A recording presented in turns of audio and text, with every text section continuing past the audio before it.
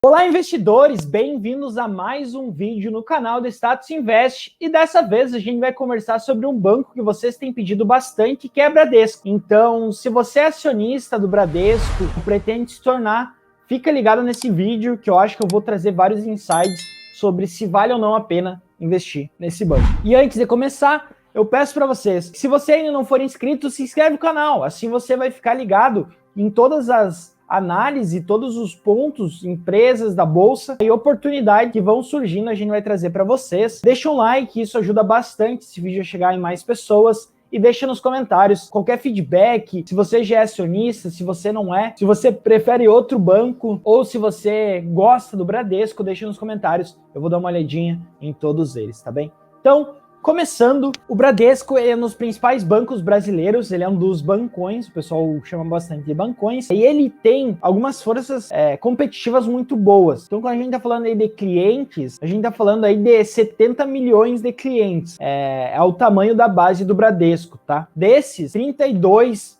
milhões são correntistas, tá?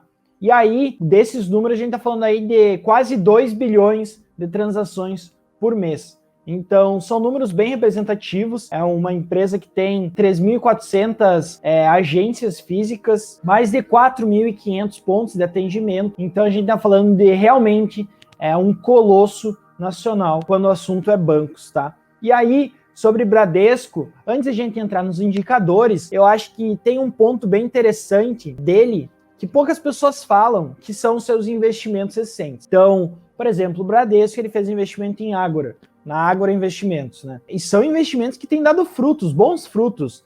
Por exemplo, a base de clientes da Ágora Investimentos, ela em junho de 2020, a gente estaria falando aí de 449 mil clientes. Em março de 2021, esse número ele passou para 633 mil clientes, um aumento aí de quase 50%, tá? E quando a gente compara março de 2021 com junho de 2021, a gente tá falando aí de um aumento de mais de 6%, chegando a 673 mil clientes. O valor sob custódia também aumentou expressivamente, passou de 50 bilhões em junho de 2020 para 72 bi em junho de 2021. Então, sim, números expressivos da Ágora, um ótimo investimento do banco. O banco também fez alguns investimentos na Next, eu acho que talvez vocês já devam ter ouvido falar, visto alguma propaganda.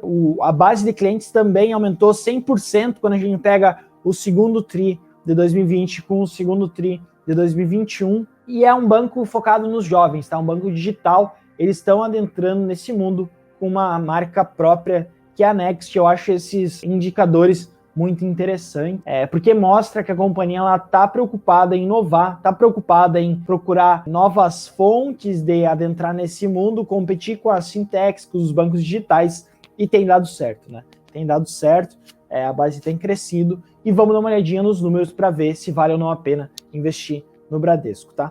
Bom, Banco Bradesco, a gente pode usar o ticker 3 ou o ticker 4, eu prefiro usar o ticker 4 muito por conta da liquidez, tá? Então, quando a gente pega aí a cotação nos últimos anos, a gente vê que sofreu bastante no Covid. Lembra que bancos, eles são muito impactados pelo cenário macro. Então, quando a atividade econômica ela está mais elevada, quando a atividade econômica ela melhora, os bancos tendem a se beneficiar, porque tem mais pessoas querendo empreender, mais pessoas querendo investir, empresas crescendo, e tudo isso beneficia muito os bancos, tá? Então, 2020 foi um ano atípico, a crise impactou todas as empresas, inclusive o Bradesco, tá? E aí, valuation, como vocês já bem sabem, tem 3 indicadores que eu gosto de olhar para banco: Dividend Yield, PL e P sobre VP. O Dividend Yield, basicamente, ele nos diz quanto que os bancos estão pagando em relação ao seu preço, tá? Quanto de dividendo ele está distribuindo em relação ao seu preço. O dividend yield histórico do banco, ele gira em torno de 3,75. Em 2020, ele foi impactado pelo Covid, o Banco Central não permitiu que os bancos distribuíssem proventos, muitos proventos, então eles tiveram que restringir, o payout diminuiu, o dividend yield também. Outro ano que foi muito impactado foi lá em 2016, por conta da crise, da recessão econômica que a gente viveu, tá? Então, eu imagino que esse dividend yield deva girar em torno de 5% para os próximos anos, talvez um pouquinho mais, tá? Talvez aí falando em 5,5, 6, não seria exagero, tá? E agora, realmente, indicadores de valuation. Vamos dar uma olhadinha no PL do banco. PL basicamente é o preço sobre lucro, seria em quantos anos o banco retornaria o investimento ao seu acionista. O PL histórico do banco gira em torno de 11 vezes, ele está sendo negociado a 10 vezes hoje, um pouquinho abaixo do histórico, ponto bastante interessante. Um PL de 10 não é um PL caro, tá? Não é um PL muito caro. Quando a gente compara com outros bancos, e aí eu vou comparar com o Banco do Brasil, basicamente, e com o Itaú, tá? Com o Itaú 4. Quando eu comparo com esses outros bancos, eu vejo que o Banco do Brasil está muito mais descontado do que os outros. Assim, top pick para mim no setor hoje é o Banco do Brasil. A gente tem um vídeo, então se quiser dar uma olhadinha, mas ele tá bem acima do Banco do Brasil, e aí eu acho que o Banco do Brasil ele tem um desconto muito por ser estatal, tem muito ruído político, e aí tá bem alinhado com o PL em relação ao Itaú. Então, entre os dois, não tem tanta diferença assim, tá? Quando a gente pega o P sobre VP, que é basicamente o preço sobre o que o banco tem de valor patrimonial, de patrimônio, e lembre, bancos, em geral, o valor patrimonial de bancos é dinheiro. Então, a gente está negociando aí qual que é o preço em relação a quanto dinheiro o banco tem. Tá? Simples assim. A gente vê que o BB está sendo negociado a 0,6, enquanto o Bradesco está sendo negociado a 1,5, um pouquinho abaixo do Itaú, mas isso se deve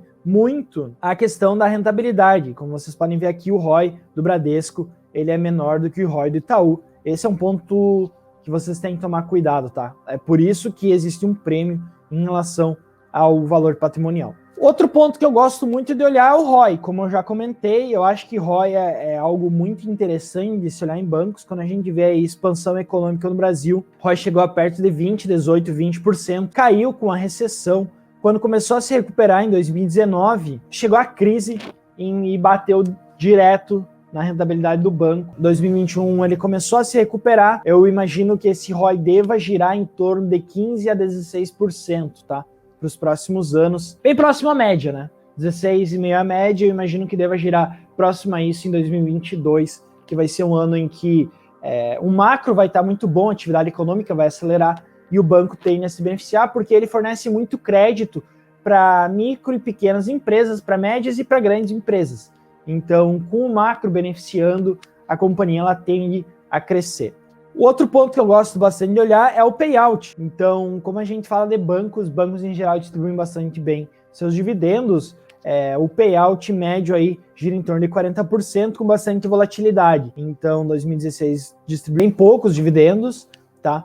Começou a aumentar seu payout, em 2019 chegou a 76%, 2020 caiu por conta do Banco Central, que ele impediu os bancos em geral de distribuir provento, 2020 ele voltou a distribuir, por isso que o dividend yield está bem alto, tá? Um pouquinho mais de 5%. Eu imagino que esse payout deva girar em torno de 40%, 50%, tá? Falando aí no médio longo prazo. E aí, por fim, um último ponto que eu gosto muito de olhar em bancos é a variação do patrimônio líquido do banco nos últimos anos, tá? Então vamos dar uma olhadinha na variação do patrimônio líquido do banco nos últimos anos. Ponto que eu gosto bastante de olhar. É um banco que tem crescido o seu patrimônio líquido, como vocês podem ver. Ponto muito positivo para o Bradesco, isso significa que eles estão conseguindo gerar valor para o seu acionista. O índice de Basileia, que mede a alavancagem dos bancos, está em 16%. Tá? É um índice bem saudável. Eu não acho que tem espaço para eles se alavancarem muito mais, mas é um índice bem saudável, então não me preocupa. Essa questão inadimplência está controlada, o pior da crise já passou. Eu imagino que 2021, 2022, assim que a economia voltar 100% da sua capacidade, eu imagino que bancos devam ser um segmento que vai se beneficiar muito. E aí, quero saber de vocês, qual o banco que vocês estão apostando que vai surfar essa onda que a gente está vendo se aproximar? Deixa nos comentários, eu vou ler eles. Já deixei aqui no vídeo, eu acho que um dos meus favoritos, tá bem? Então é isso, pessoal. Um forte abraço a todos. Não esqueça de deixar um like no vídeo, isso ajuda muito o canal. É se inscrever. Um forte abraço e até a próxima.